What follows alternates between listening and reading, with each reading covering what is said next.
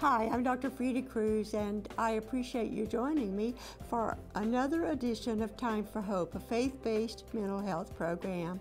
And we are continuing our discussion this week with Dr. Richard Winter, a psychotherapist, counselor, and seminary professor, and author of the book we are continuing to discuss, titled When Life Goes Dark. I have found Dr. Winter's book to be one of the most comprehensive on the subject of depression that I have ever seen or read. Being trained in medicine and psychiatry and as a seminary professor and practicing psychotherapist and counselor, he is able to shed light on this mysterious mental illness from a body, soul, mind, and spirit perspective, including current research related to our brains and depression. To learn more, stay with us. Richard, with our experience, background, training, we could go on forever on this subject, because I know in my counseling office there were two things that showed up the most frequently. Number one, depression, and the other was marital problems. I had other things, grief and this, and of course the gamut.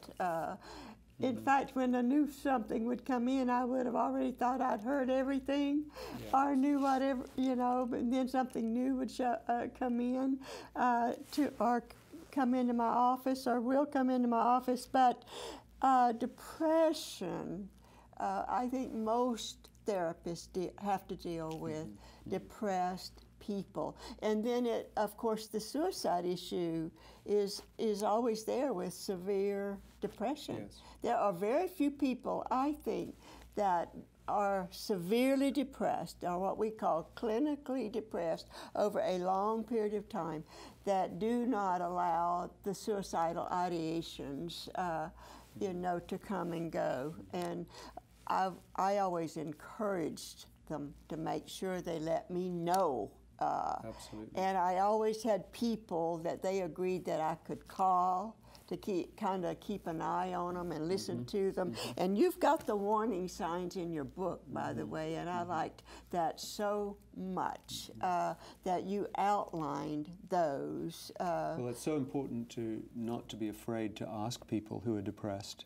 Even if you're a friend, to say to someone, have you ever thought of taking your own life? That we need, sometimes people think that they're going to put it into the person's mind and that it's dangerous to ask that question. That was what was said for a very long time. Don't ever dare ask them, because you'll make them think about it if they haven't. And of course, that's not true. And that's one of those myths that exactly. And I think, you said that many people come with depression. It's true. And depression often is the sort of presenting thing, but underneath that there are often deep issues of the heart that they're dealing with maybe sexual abuse in the past that has coming out now in depression, or marital problems that are coming out in depression, or addictions.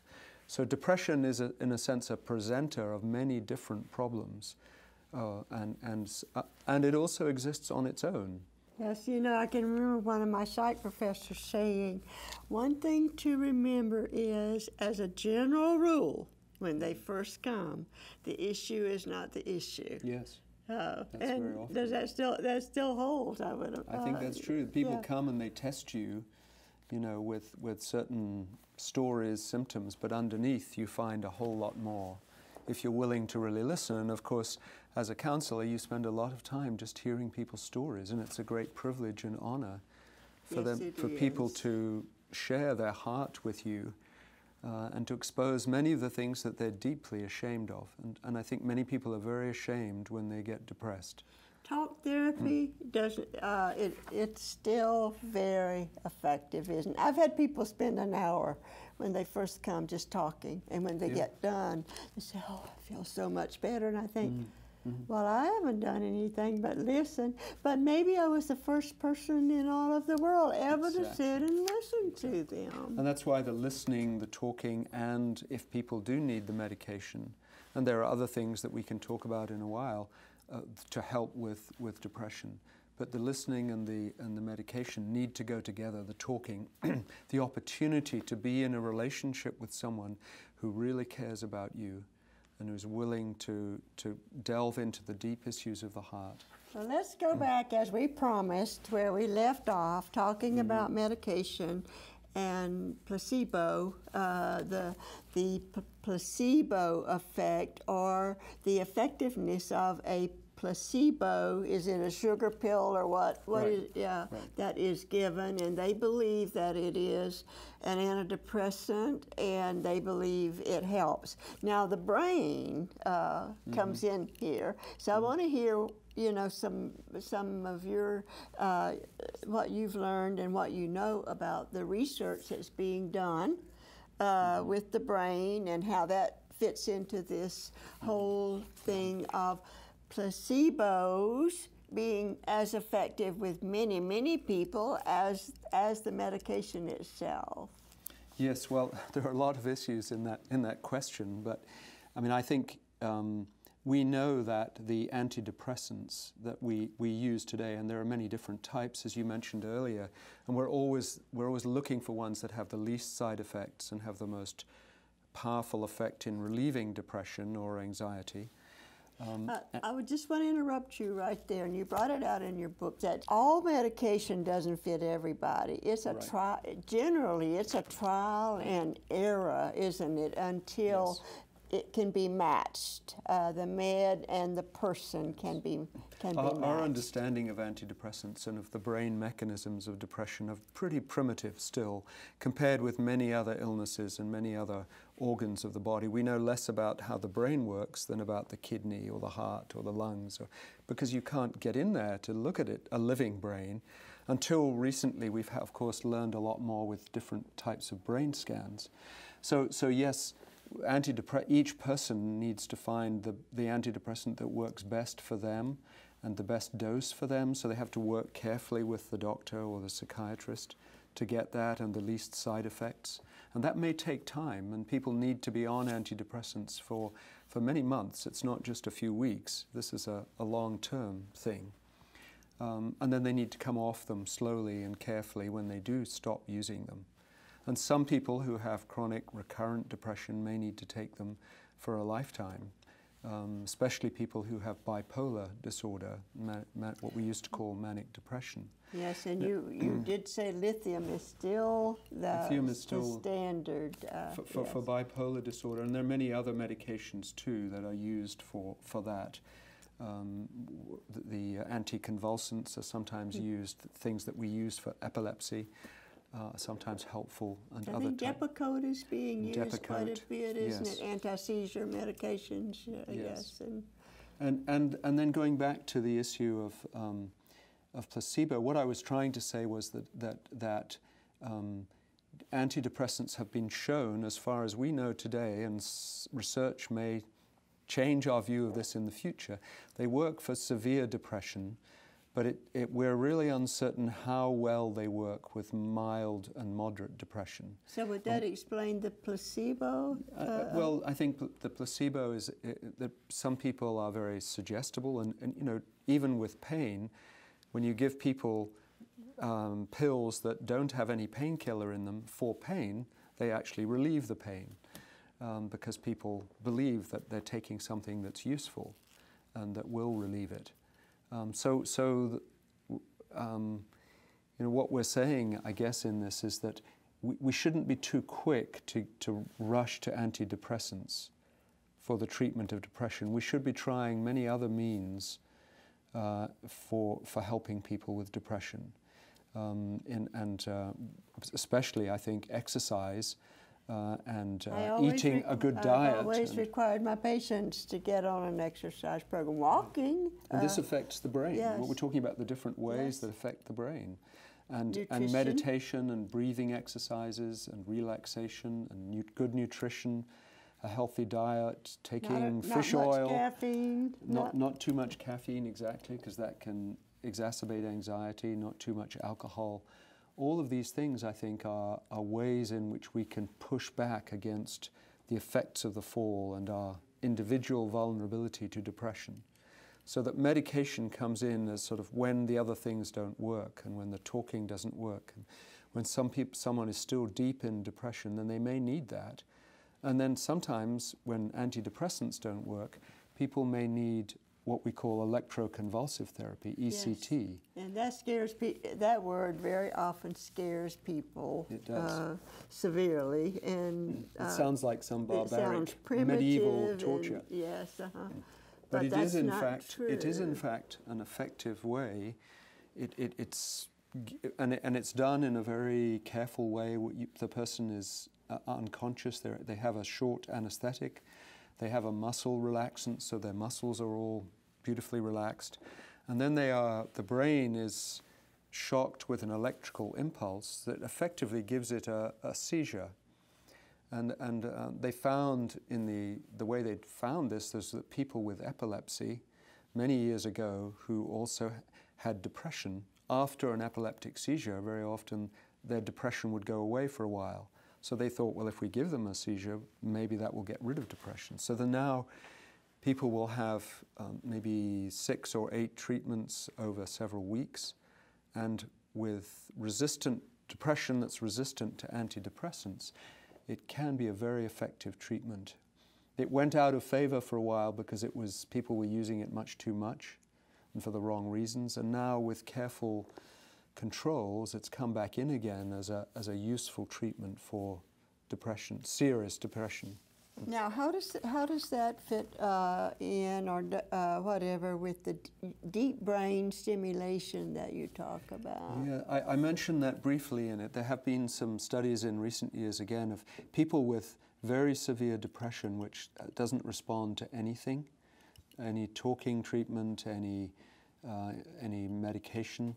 And they found that putting a tiny electrode into the brain, to a particular part of the brain, just sort of behind the forehead here, and stimulating that can relieve this very severe depression. Now, there are only a relatively small number of people, but some have had very dramatic improvements, which really demonstrates there is an underlying physiological, biological mechanism in some forms of severe depression. Well, it's time for a break, and we will be right back.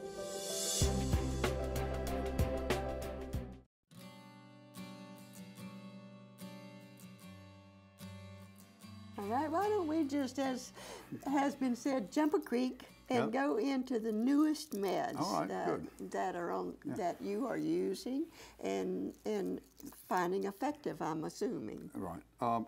What comes to mind is Ecclesiastes, that there's nothing new under the sun. And what are apparently new medications are actually, there's really only one new one, and we'll talk about that in a second, but there's a new technology that is being applied, and that is, if you take an antidepressant and you look at it under the microscope, the molecules they have right and left-handed forms, so they're called isomers, and they're about evenly mixed. But one isomer is the active one, and the other isomer is inactive. So, say Prozac, half of Prozac does nothing but give you side effects.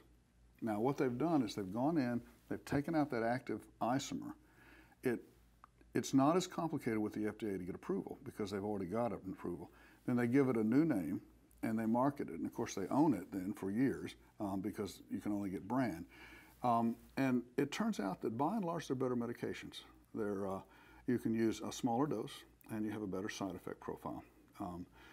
The more familiar ones are Pristique, which is the active isomer of Effexor. Lexapro is the active isomer of Celexa.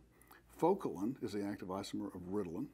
Vyvanse, which is used for ADD, is very popular, and I'm very pleased with that, is the active isomer of Adderall XR. So you can actually use the Vyvanse with depression? Actually, you can.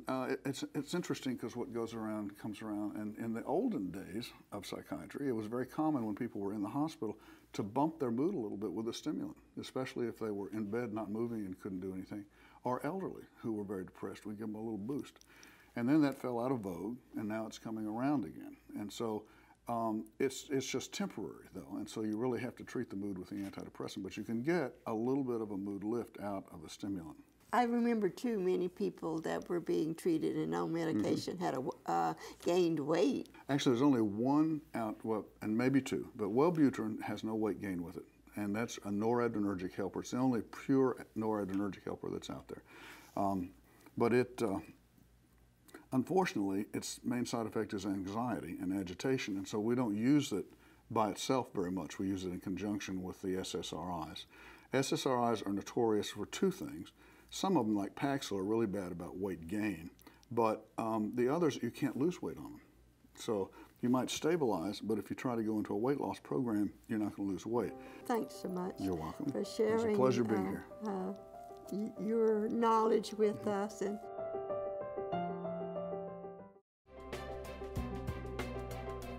welcome back to Time for Hope. Dr. Winter and I are discussing a problem, a mental health problem or disorder that we could go on for weeks and weeks and weeks and not exhaust. So bear with us as we try to get out some of the outstanding things that it will be good for you to know about the subject of depression. So I'm going to turn back to Dr. Winter, and we're going to try to pick up and move on with our discussion on depression. And Richard, I want to go back a little bit and thinking about depression. Would you tell me real quick, you went through it, you've been through it, I've been through periods of depression. Could you quickly say what a person, when you're saying when the world turns dark, so what's a person feeling, and how are, what's their outlook like, and what's going on with them emotionally, psychologically, even spiritually, cognitively, whatever, during a period of depression? Well, during a period, I think, of what we're talking about is severe depression, clinical depression, because we mentioned earlier many people may have times of being down. Of the blues. But when I think, when life loses all its color, when you don't find pleasure in anything anymore, when you can't laugh, some people even can't even cry when they feel this way. And when that goes on over a more than 2-week period, almost every day, that's a significant thing. If it just happens for a few days, then we wouldn't call that clinical depression.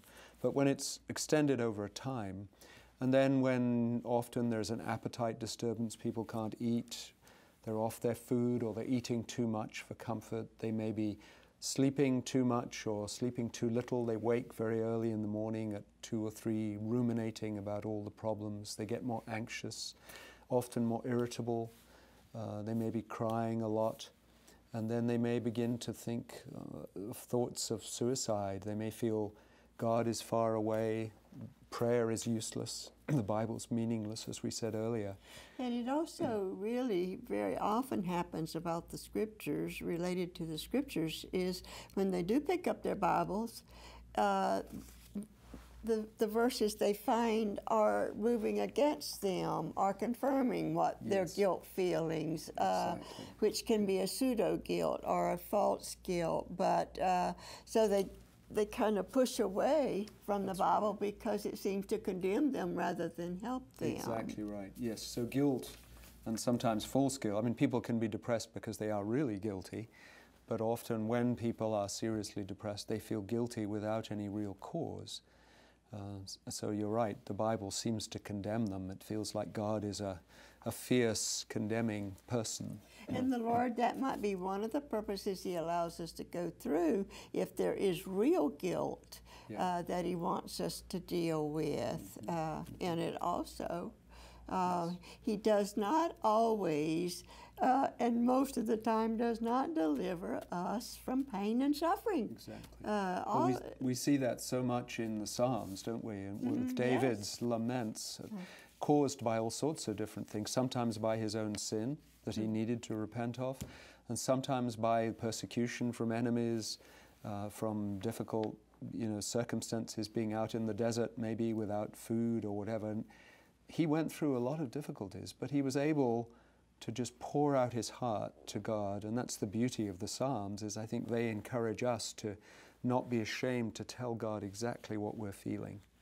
and to be able to tell another person. And that's the value of counseling, is being able to tell another person and to try and make sense of the confusion that we often have of why am I depressed?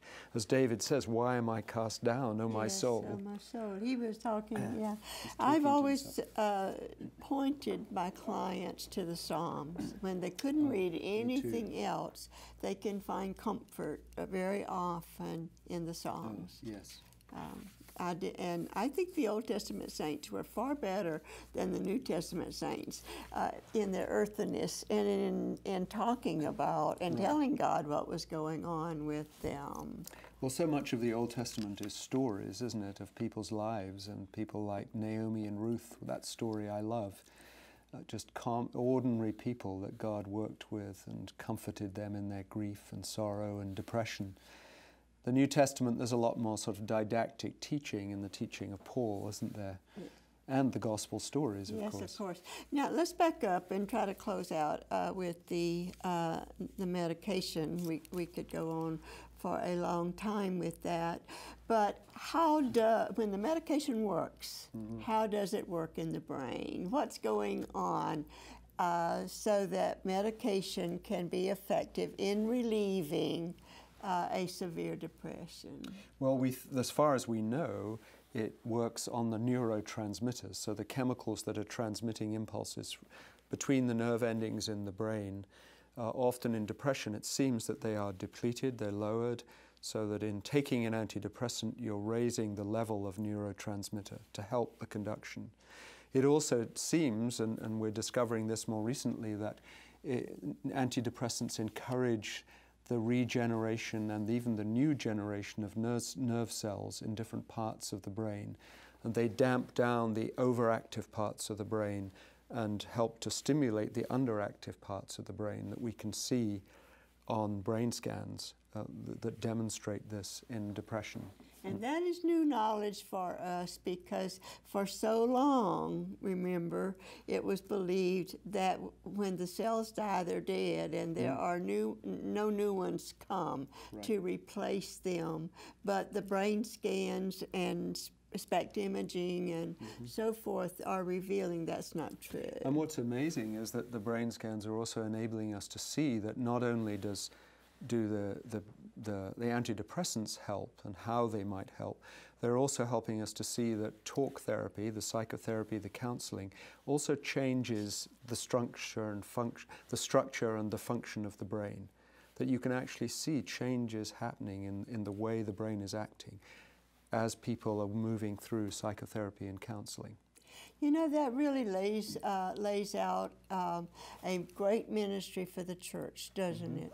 When you think about that the Lord made us communicable and social people, and we don't like being alone. That's within our very nature. So to be able to be with people that understand, people that will listen rather than always having the answers. And for sure, we don't need people when we're depressed that are judgmental.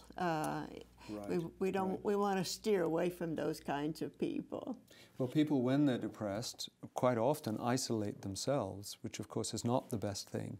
So to encourage them to be keeping on in relationships and being part of a community, being part of the body of Christ, which is there in order to help them as a sort of alternate family, to help them to grow and to change and to get out of the dark places of life. We need other people.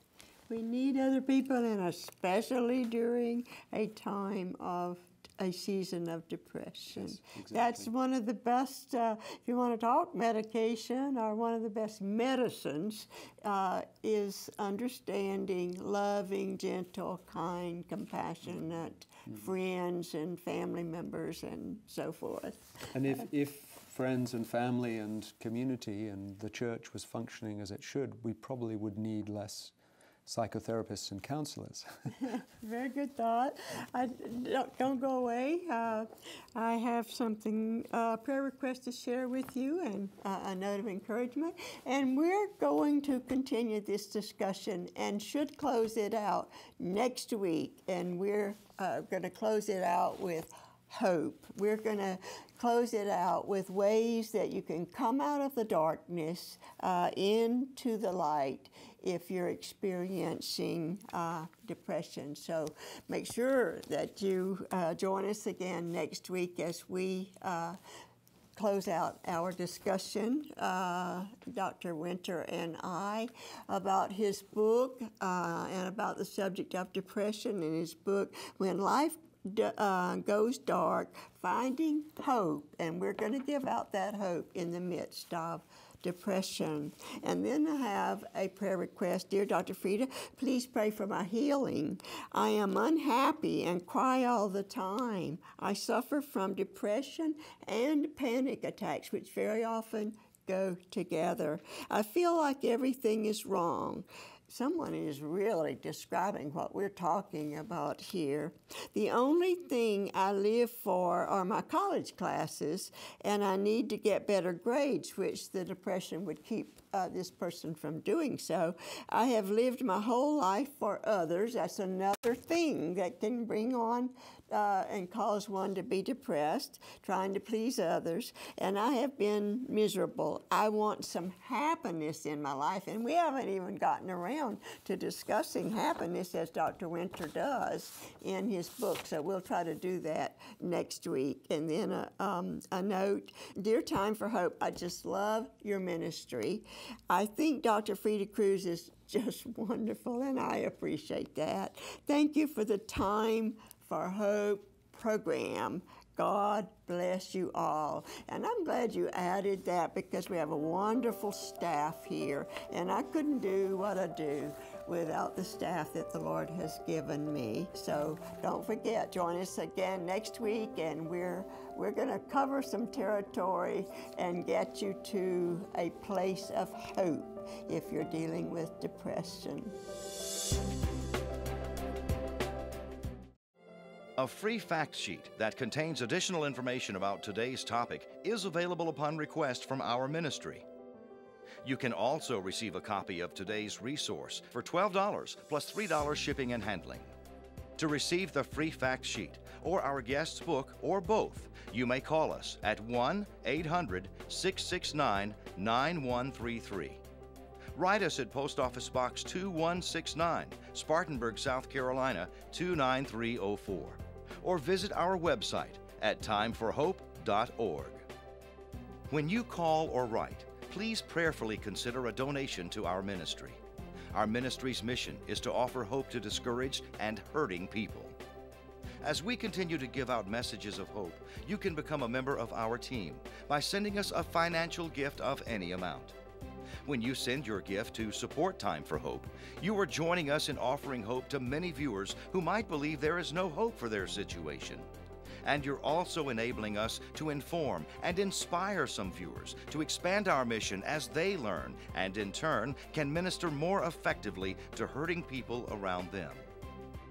Until next time, have a great week, and remember, it is time for hope.